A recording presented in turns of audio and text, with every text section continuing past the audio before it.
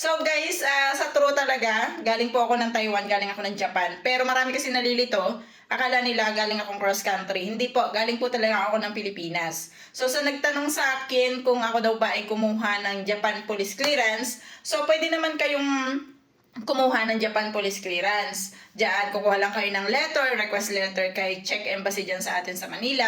And pagkuha nyo ng letter, sasabihin nyo lang na kailangan nyo para sa apply nyo dito sa Czech Republic. At the same time, tawag kayo sa ating Japan Embassy dyan sa Pilipinas. And magpa-appointment kayo para sa pag-aayos ng inyong Japan Police Clearance. Don't forget guys, sa bawat transaction nyo, through documents is lagi pong may apostilled police clearance na nakalagay. Huwag police clearance lang kasi magkaiba ang apostilled at saka ang police clearance lang. Magkaiba yun. Dapat magkarugtong siya. Apostilled police clearance. So huwag kayo malilito guys sa aming mga nalito kasi diyan.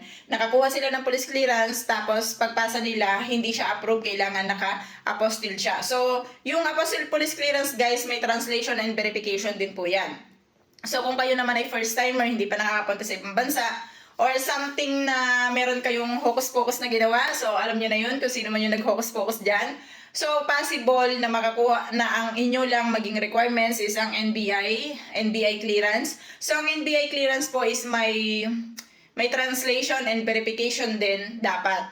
Apostille din siya. So ang una nyo gagawin, kukuha kayo ng NBI clearance. Pagkuha nyo ng NBI clearance, kay DFA na merong NBI apostille, doon kayo magpapa-appointment. So, hindi lahat ng DFA guys is pwede kayo magpa-appointment ng apostille na NBI clearance. So, pag nakapagpa-apostille na kayo, for example, nagpunta kayo doon sa inyong appointment date, tapos pagpunta nyo doon, 1 to 2 days lang ang processing. So, kapag mabilisan, expedite, so 1 day lang. Kapag hindi naman siya mabilisan, is 2 days ang inabot sa akin. So, 100, 200 lang ang bayad dyan. Kapag mabilisan, syempre 200. Pag matagal is 100. So, before yan, way back 2022, pwedeng tumaas ngayon ng konti. I'm not sure na. So, after nun, NBI apostilled na kayo, ibibigay na sa inyo yung copy, original copy nyo. Ibibigay din sa inyo ang copy ng inyong apostilled NBI clearance. And pag naibigay na sa inyo yung copy ng apostilled NBI clearance nyo, ang sunod nyo naman gagawin is ang translation and verification. So ito pang translation and verification ng ating NBI clearance, pwede nyo na siyang gawin sa mismong Czech Embassy.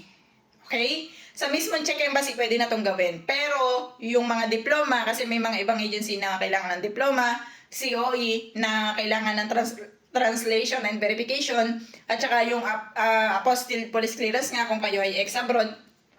So kapag ganon, kayo naman ay punta sa ibang parang translation agent, something like that. So ang alam ko is yung Yes Translation, Orange Translation, and meron pang isa kaso nalimutan ko. May vlog kasi ako noon kaso nga nasa Red App siya. So guys, pwede kayong mag-rely doon, pwede kayong mag-email doon para doon sa translation and verification ng ibang documents. But sabi ko nga sa inyo, kung NBI lang naman ang kailangan nyo, pwede nyo na po yung asikasuhin sa mismong Czech Embassy dyan sa atin sa Manila. So no need na kayo sa mga Yes Translation or Orange Translation. So yun lang. So guys, I hope nakatulong ako sa inyo and sana may napulot kayo sa ating vlog.